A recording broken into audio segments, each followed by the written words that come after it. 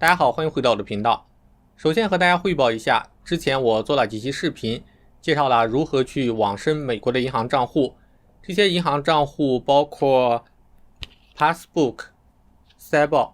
富达，这些都是我亲身实践的、亲身申请成功的账户。前前后后过了1个月的时间，我终于收到了这3张银行的借记卡和信用卡，同时也收到了 IRS 签发的 ITN 的实体信件。然而整个过程并不是非常的顺利，也踩了几个坑。那么今天我就把我使用美国私人地址接收信件、接收银行卡转运回国这中间遇到的问题和大家做一个分享，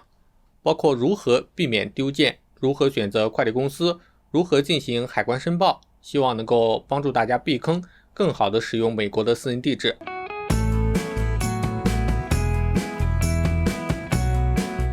先来讲讲为什么我会想要申请一个美国的私人地址，这一切都要从这几个问题讲起，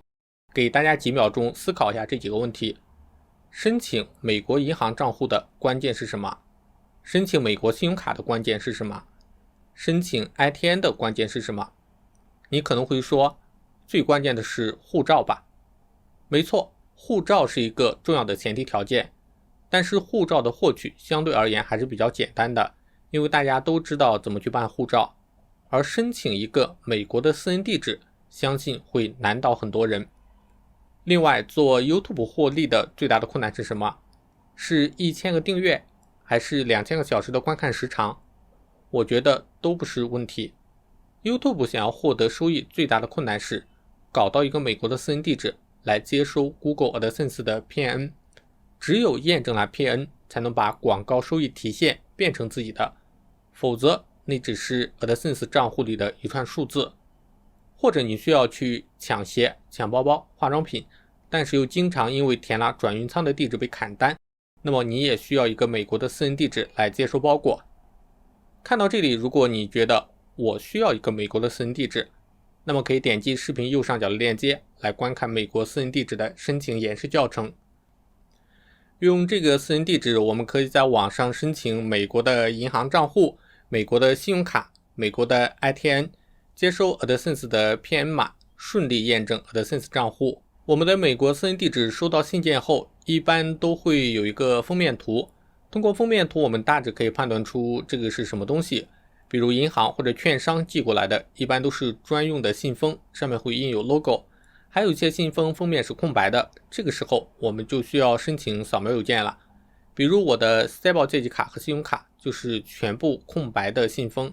让管理员扫描之后才知道是银行卡，管理员还很细心的把卡片的正面和反面全部都扫描了。可能会有小伙伴会担心卡片的安全问题，我个人觉得是可以承担这个风险的，毕竟人家是专业做这个的，违背职业道德还是风险很高的。最关键的是我的卡片可以锁定，就算别人知道了卡片的信息也盗刷不了。拿到扫描件之后，我们就可以判断这封邮件接下来要怎么处理。我的方法是无关紧要的银行信息风险提示直接操作丢弃，上面有个人账户信息的操作废弃销毁，只有银行卡我会选择转发到国内。因为大部分的信件在扫描之后，我们都会得到一个扫描质量非常高的 PDF 文档，比如 EN、ITN 这类文件，我们直接保留扫描件就可以了，实体信件的意义不大。但是我个人还是把 ITN 的原件转寄回国了，主要一个纪念，其实也没有什么太大的实际用途。接下来就到了关键的一步，转运。首先我们在填写国内转运地址的时候，有一个点要特别注意，不然很有可能会造成丢件，尤其是如果你要选用 USPS 转寄回国，更加要特别注意。我自己之前有3封快递，全部选的都是 USPS 寄送。我个人选择 USPS 主要是有2个原因，首先是便宜，信件类寄回来只要20刀，而其他快递一般都要50刀左右。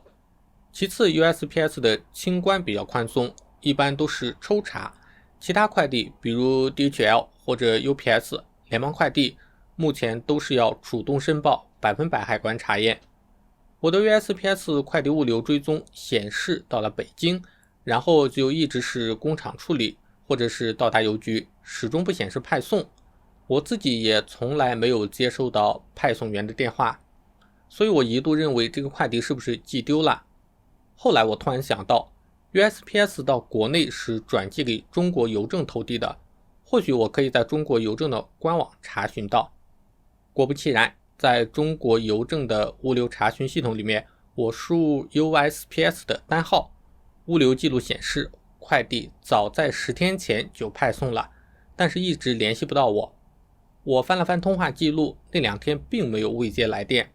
所以我在想，会不会是邮政小哥偷懒了？接下来我就拨打了邮政的追踪页面的揽投部的电话，那边查询了之后说，因为联系不到我，所以快件就放在我小区对面的邮局了，让我自己去拿。然后我一边心里骂着中国邮政，一边带上身份证去邮局拿。报了物流单号之后，拿到快递，我才知道是错怪了中国邮政。虽然我的转发地址设置了国内的手机号码，但是这个快递单上、信封上根本就没有我的中国电话号码，原来锅都在美国私人地址服务商那边。造成这种现象的原因可能是，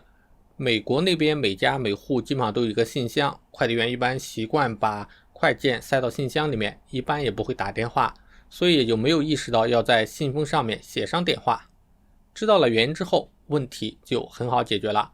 我们直接在地址栏写上中国的手机号码，这样国内的快递员在派送的时候就能看到电话，这样就能联系到我们了。或者如果你不想留电话也可以，那就经常刷中国邮政的物流记录，看到快递放在营业部，然后拿上身份证去附近的邮局去拿就可以了。如果你选择了非 USPS 的快递公司，那么就要做好报关的准备，建议申报物品为银行卡，货物价值为$1，最好不要编造物品的类别，因为目前海关查的比较严，大部分申报物品都会拆开看的，发现虚假申报，卡片很有可能会被没收。出于报关便捷性的考虑，建议选择 USPS。 我寄了3封信，都是银行卡，都没有被海关拆开查验。另外需要注意的是，近期北京查出来海外快递上有新冠病毒，所以应该会收紧海关的查验，非紧急快递在这个时间点不建议寄回国。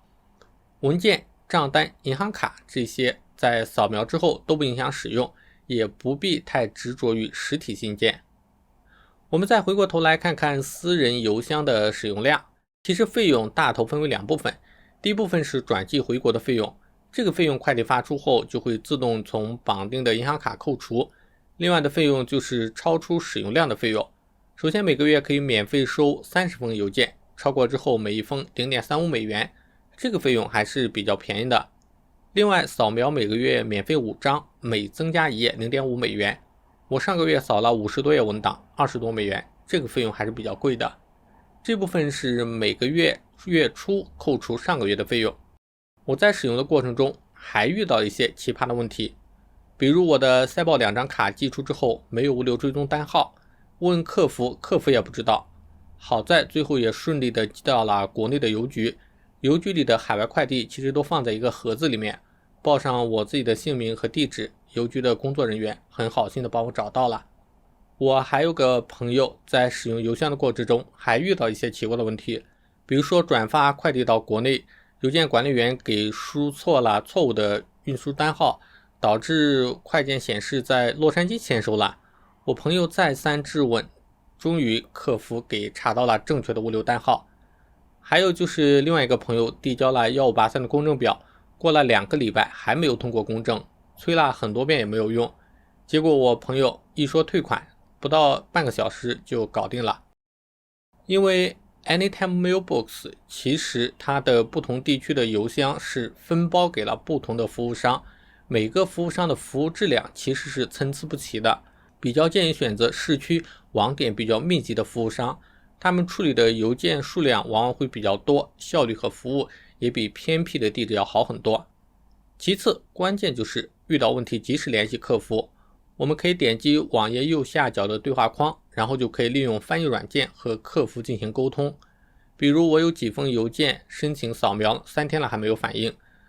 用我的塑料土英语联系了客服之后，2个小时就收到扫描件。千万不要觉得自己的英语不行就不去联系客服解决问题，如果放任不管，邮件丢了，吃亏的还是自己。以上就是我在使用美国私人地址的时候遇到的一些问题和自己总结的一些防坑指南，希望能够帮到大家。如果觉得还不错，欢迎点赞、订阅、加分享，这会对我有非常大的帮助，也会鼓励我做更多的视频，帮到更多的人。那我们下期再见。